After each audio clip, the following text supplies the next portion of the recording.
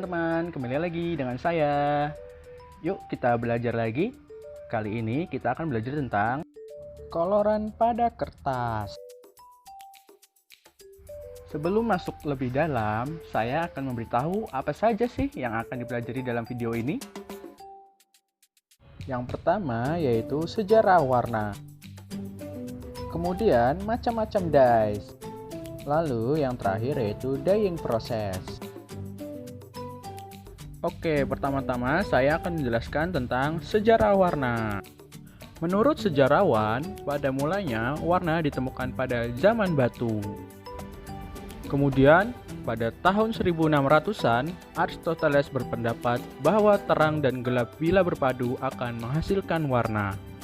Sedangkan Isaac Newton melakukan percobaan dengan prisma kacanya yang dilewati cahaya putih membuktikan bahwa cahaya matahari terdiri dari spektrum atau magicu hibiniu, yaitu terdiri dari warna merah, jingga, kuning, hijau, biru, nila, dan ungu. Kemudian cendekiawan bernama Franciscus de Aiguillon berpendapat bahwa di dalam ilmu warna, hitam dianggap sebagai ketidakhadiran seluruh jenis gelombang warna, sementara putih dianggap sebagai representasi kehadiran seluruh gelombang warna dengan proporsi yang seimbang. Secara ilmiah, keduanya bukanlah warna, meskipun bisa dihadirkan dalam bentuk pigmen. Cendekiawan dahulu mempresentasikan warna dengan lingkaran warna. Yang pertama kali menjelaskan lingkaran warna adalah astronom asal Finlandia atau Frescius pada tahun 1550 sampai 1637. Namun, penemuannya belum ditemukan hingga tahun 1900 dan karena hal itu, Newtonlah yang dikenal sebagai ahli mengenai lingkaran warna. Newton menciptakan lingkaran warna yang tidak utuh dengan menyusun 7 dari spektrum warna yang ada catatannya. Warna yang ada antara violet dan merah, contoh, ungu, merupakan warna di luar spektrum warna. Newton memahami bahwa lingkaran warna dapat digunakan untuk memprediksi hasil campuran warna cahaya atau disebut additive color. Nah, untuk warna sendiri terbagi menjadi dua jenis, yaitu warna subtraktif dan warna aditif. Untuk warna subtraktif adalah warna yang berasal dari bahan dan disebut pigmen. Sedangkan warna aditif adalah warna yang berasal dari cahaya dan disebut spektrum. Lalu, untuk dimensi warna terbagi menjadi 3 jenis. Yang pertama, hue, kedua saturation, ketiga value. Untuk jenis yang pertama yaitu hue. Hue sendiri itu istilah teknikal bagi warna. Red, yellow, blue, orange, pink disebut hues. Yang kedua yaitu saturation, yaitu kepekatan warna, atau bisa disebut berapa banyak warna yang ada. Contohnya warna kelabu kurang kepekatan atau saturated. Lebih tinggi saturation berarti lebih kaya dan kuat warna, sedangkan lebih rendah saturation berarti lebih ke arah kekelabuan warna atau kurang warna. Juga dipanggil chroma atau intensitas warna. Yang terakhir yaitu value, bisa disebut dengan jumlah keseluruhan kecerahan warna atau lightning or brightness of a color. Value ini banyak atau sedikitnya cahaya yang ada. Oke, berikutnya saya akan menjelaskan macam-macam dyes. Dalam pembuatan kertas bisa dibuat dengan hanya menggunakan serat. Namun, untuk memperoleh sifat-sifat tertentu pada lembaran kertas, penambahan beberapa chemical perlu dilakukan dalam proses papermaking. Salah satunya yaitu penambahan dyes pada kertas. Tujuan penambahan dyes pada paper yaitu untuk memberikan warna dan shade pada kertas. Dyes yang diaplikasikan ke dalam kertas banyak loh jenisnya teman-teman. Nah, berdasarkan jenisnya, pewarna kertas dibagi menjadi yang pertama yaitu anionic direct dyes, kedua cationic direct dyes, ketiga basic dyes, keempat acid dyes, kelima optical brightening agent atau disebut OBA. Kemudian yang terakhir yaitu dispersed dyes. Nah, untuk jenis yang pertama yaitu anionic direct dash. Anionic direct dash adalah garam natrium dari pewarna azo yang mengandung gugus sulfo untuk memberikan kelarutan dalam air. Berikutnya yaitu cationic direct dash. Cationic direct dash merupakan pewarna bermuatan positif, sehingga dapat langsung menempel ke stok tanpa harus difasilitasi oleh alum atau fiksasi lainnya. Berikutnya yaitu basic dyes. Basic dyes adalah pewarna kationik yang larut dalam air yang terutama diaplikasikan pada serat selulosa. Biasanya asam asetat ditambahkan ke dyes bed untuk membantu pewarnaan meresap ke dalam serat. Oke, berikutnya yaitu acid dyes. Acid dyes adalah zat warna yang larut dalam air dan memiliki afinitas untuk serat atmosferik. Tetapi untuk afinitas pewarna langsung untuk serat selulosa cukup kurang. Nah, ketika pewarnaan, ikatan ionik dengan serat kationik menyumbang fiksasi anion berwarna dalam bahan pewarna. Asam yang ditambahkan ke tangki pewarnaan digunakan untuk meningkatkan jumlah gugus amino yang terkontaminasi dalam serat. Nah, untuk contoh acid dye sendiri diantaranya yaitu acid orange, acid scarlet 3R, dan acid red. Oke, untuk jenis dyes berikutnya yaitu optical brightening agent atau bisa disebut OBA. OBA sendiri adalah senyawa kimia yang dapat ditambahkan untuk kertas di industri kertas untuk menambahkan efek cahaya putih di mana penampilan objek akan lebih cerah.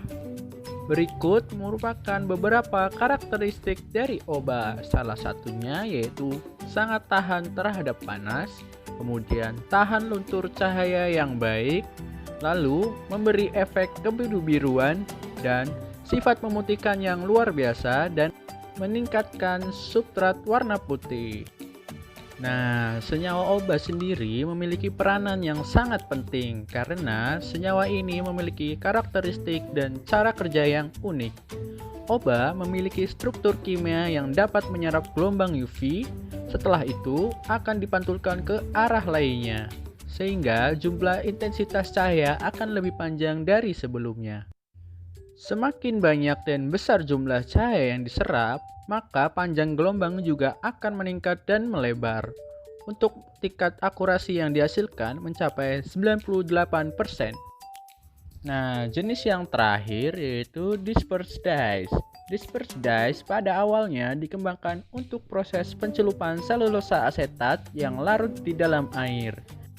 Pewarna digiling halus ditambah dengan dispersing agent menghasilkan pewarna pasta atau dengan disemprot yang akan menghasilkan pewarna bubuk. Penggunaan utamanya adalah untuk pewarna polyester, tetapi dapat juga digunakan untuk mewarnai nilon, triacetat selulosa, dan serat akrilik. Dalam beberapa kasus pencelupan, diperlukan hingga suhu 130 derajat Celcius dan dyes bed dengan tekanan yang terkontrol. Ukuran partikel sangat halus memberikan area permukaan yang luas yang membantu pelarutan untuk memungkinkan penyerapan oleh serat. Tingkat pencelupan secara signifikan dapat dipengaruhi oleh pemilihan dispersing agent yang digunakan selama grinding. Nah, dari beberapa jenis pewarna tadi akan diaplikasikan ke dalam kertas dalam proses paper making. Wah, kita jadi tahu banyak ya tentang pewarna dari kertas. Nah, oke teman-teman, kita ke pembahasan terakhir yaitu mengenai drying process. Dalam pengaplikasian dyes kepada kertas memiliki beberapa jenis pengaplikasian. Di antaranya yaitu yang pertama yaitu stock dyeing, kemudian surface coloring, yang ketiga deep dyeing. Sebelum saya menjelaskan ketiga jenis pengaplikasian tersebut, saya akan menjelaskan bagaimana dyes dipersiapkan sebelum diaplikasikan ke dalam kertas. Nah, pertama-tama dyes akan ditampung di tangki pigmen, kemudian binders dan zat aditif lainnya akan dialirkan ke dalam mixer. Di dalam mixer, kesemua bahan tersebut akan tercampur, kemudian akan masuk ke dalam coating storage, yang kemudian akan didistribusikan menggunakan supply system sebelum menuju coating head. Untuk mendapatkan coating yang bagus dan tidak terdapat kontaminan, maka setelah supply system akan disaring menggunakan OptiScreen. Setelah dari OptiScreen, kemudian coating akan melalui unit OptiAir untuk menghilangkan udara yang terkandung dalam coating yang dapat menyebabkan masalah dalam pengaplikasian coating pada kertas. Nah, berikut saya akan menjelaskan tentang pengaplikasian dies pada kertas. Yang pertama yaitu stock dyeing. Nah, stock dyeing dilakukan dengan dua cara. Yang pertama yaitu penambahan batch dan penambahan continue.